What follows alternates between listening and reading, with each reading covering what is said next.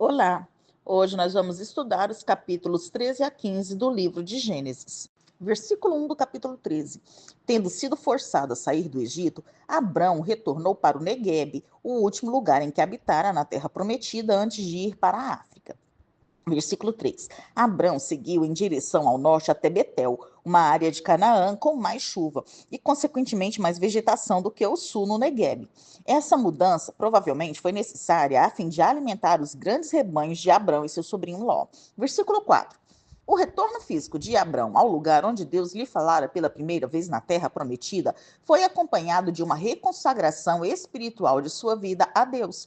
Pela primeira vez desde que deixara Canaã e fora para o Egito, Abrão invocou o nome do Senhor. Versículos 6 a 8. Especialmente durante os meses secos de verão, a terra ao redor de Betel e Ai era muito seca para uma quantidade tão elevada de rebanhos e pessoas. Para permanecerem na região, Abrão e Ló teriam de se separar. Com recursos naturais limitados, era inevitável a contenda entre os pastores de Abrão e Ló. Abrão acalmou a tensão que azedara o relacionamento entre ele próprio e o sobrinho e entre os seus pastores.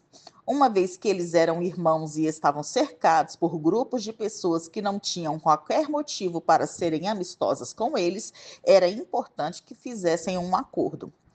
Versículo 9.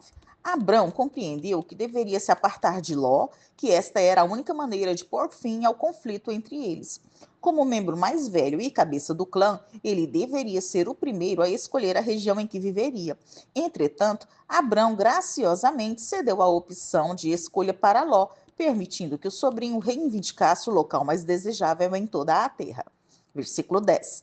Pensando sobretudo na necessidade de água e pasto para seus rebanhos, Ló ficou particularmente interessado na extremidade sul da Campina do Jordão, uma região que era toda bem irrigada. Essa região era tão próspera antes de o Senhor ter destruído Sodoma e Gomorra, duas cidades proeminentes ali localizadas. Então essa região era considerada exuberante como o Jardim do Éden. Versículo 12. Aparentemente, Ló viveu uma existência transitória, habitando nas cidades da Campina, ao mesmo tempo que mantinha suas tendas até Sodoma, a fim de conservar os seus rebanhos. Versículos 14 e 15. Quando Abrão cedeu parte de Canaã para Ló, no acordo de terra pela paz, ameaçou o cumprimento da antiga promessa que Deus lhe fizera. Mas as promessas de Deus não podiam ser frustradas pelos atos de Abrão. Apesar do compromisso de Abrão com Ló, o próprio Senhor daria a Abrão toda a terra que ele pudesse ver em todas as direções. Além do mais, Canaã haveria de pertencer à semente de Abrão para sempre. A descendência de Ló não seria deixada sem terra, no entanto. Seus filhos Moabe e Ben-Ami seriam os fundadores de Moabe e Amon, nações a leste da terra prometida a Abrão. Versículo 16. Além da terra, o Senhor também prometeu a Abrão uma semente por demais numerosa para ser contada. O fato de Abrão contar mais de 75 anos de idade e ainda não ter filhos quando o Senhor lhe falou essas palavras, tornava a promessa divina particularmente surpreendente. Versículos 17 e 18. E imediatamente após a ordem divina para percorrer a terra no seu comprimento e na sua largura, Abrão habitou nos carvalhais de Manre, um local que ficava aproximadamente 3,2 quilômetros ao norte de Hebrom. Hebrom veio a ser a principal residência de Abrão e mais tarde de seu filho Isaque. Agora nós vamos estudar o capítulo 14, versículo 2 do capítulo 14. Os reis asiáticos do norte provavelmente fizeram guerra contra os povos do sul do Vale do Jordão a fim de controlar uma rota de comércio, bem como o suprimento de alimentos. Os alimentos ali produzidos seriam particularmente úteis para exércitos em marcha para o Egito ou em combate com outras nações da região. Versículo 4. Por 12 anos, os 5 reis do sul do Vale do Jordão haviam servido a Quedorlaomer, isto é, eles enviavam uma parte de sua renda anual a ele. Versículos 5 a 7. Quedorlaomer não conseguiu montar uma resposta militar imediata à rebelião regional. No entanto, ele formou uma coalizão de reis na primavera seguinte e conduziu as tropas na direção sul pela Estrada do Rei para subjugar as cidades-estados rebeldes. Versículo 10. O campo de batalha, cheio de seus poços de betume, mostrou-se mais perigoso do que os inimigos. Pode ser que os reis de Sodoma e Gomorra tenham caído nos poços de Piche. Versículo 13. O acampamento de Abrão, cerca de 27 quilômetros a oeste do Mar Morto, naquela região semidesértica, Abraão tinha estabelecido um tratado com alguns amorreus, seus confederados, que lhe deram permissão para acampar à sombra dos carvalhais de Manre. Versículos 15 e 16. Armando um ataque noturno de surpresa, Abrão pôs em vantagem seus combatentes, que estavam em menor número. Apanhada desprevenida, a coalizão de invasores fugiu apressadamente numa rota de caravana até Obá, que fica à esquerda de Damasco. Em sua retirada apressada, os invasores abandonaram o saque e os cativos que haviam tomado de Canaã. Ali no versículo 13, uma das pessoas conseguiram fugir e foram até Abrão, cerca de 27 quilômetros de onde eles estavam. Versículo 17. O rei de Sodoma, que aparentemente sobrevivera à sua queda no poço de Betume, juntou-se ao vitorioso grupo de Abrão no vale de Savé, situado provavelmente a leste de Jerusalém. Versículo 18. Melquisedeque, cujo nome significa rei de justiça, possuía 2 títulos, rei de Salém e sacerdote do Deus Altíssimo. Abrão considerou Melquisedeque a primeira pessoa na Bíblia a ser chamada de sacerdote, como um sacerdote do Senhor Deus, já que ele equiparou o título Deus Altíssimo a Senhor. Versículos 19 e 20. Quando Melquisedeque abençoou Abrão, ele estava realizando o que se tornaria a principal função tradicional dos sacerdotes.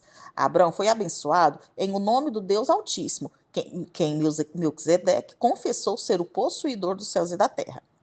O sacerdote delicadamente lembrou a Abrão que sua recente vitória havia sido realmente uma obra de Deus. Deus entregou os inimigos a Abrão.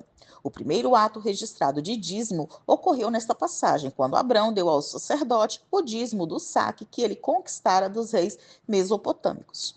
Versículo 21. Em seguida, o rei de Sodoma pediu que Abrão lhe entregasse os cativos, incluindo os cidadãos da cidade do rei. Como pagamento por seus esforços militares, o rei deu a Abrão todos os bens recapturados, termo que pode se referir a animais e a objetos. Versículos 22 e 23. Abrão foi cooperativo com Melquisedeque, rei de Salém, que adorava a Deus. Quando o rei cananeu de Sodoma lhe disse para ficar com os bens, Abrão recusou. Ele não permitiria que o rei diminuísse a glória de Deus, obtendo crédito para si pela sua prosperidade. Agora nós vamos estudar o capítulo 15, versículo 1 do capítulo 15. O papel de Abrão como profeta é visto aqui. As visões eram um dos meios normais pelos quais o Senhor revelava sua palavra às pessoas. O único outro patriarca que recebeu uma visão foi Jacó. O conteúdo da visão incluía uma ordem para não temer, uma garantia de que o Senhor é um escudo e uma promessa de grande recompensa. Posto que Abrão recusou uma recompensa do rei de Sodoma, o Senhor o recompensaria abundantemente. Versículos 2 e 3. Nem a proteção de Deus, nem a sua recompensa pareciam importantes para o idoso Abrão, pois todos os seus bens iriam para um servo nascido em sua casa, Eliezer.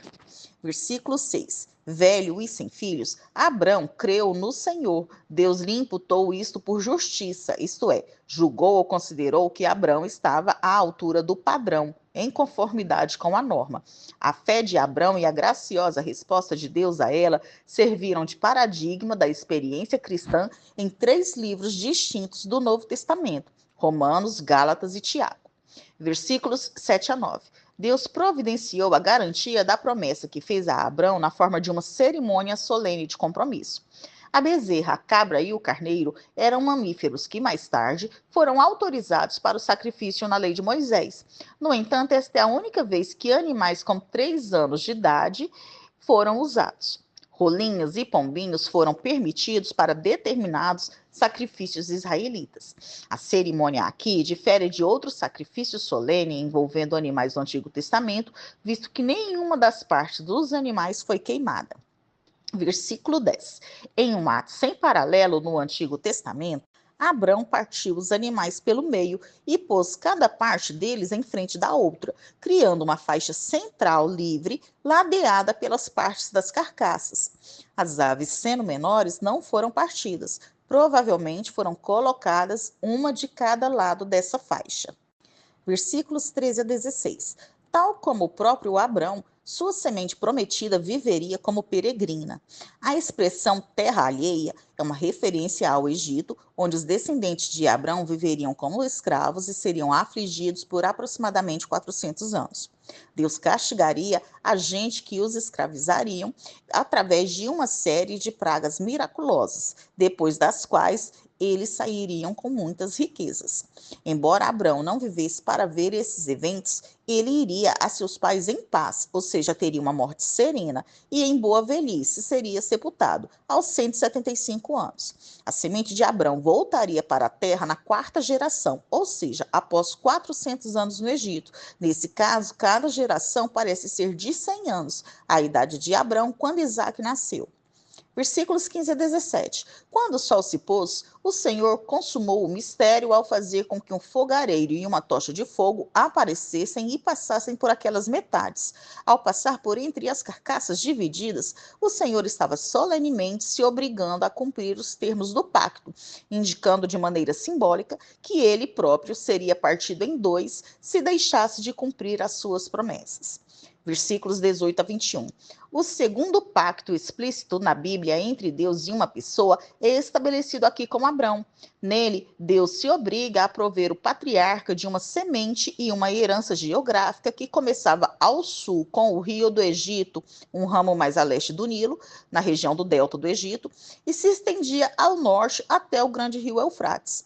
A lista de 10 diferentes grupos de pessoas aqui é a mais longa lista dos habitantes de Canaã no Pentateuco. É a única lista que inclui o queneu, o quenezeu e o cadmoneu.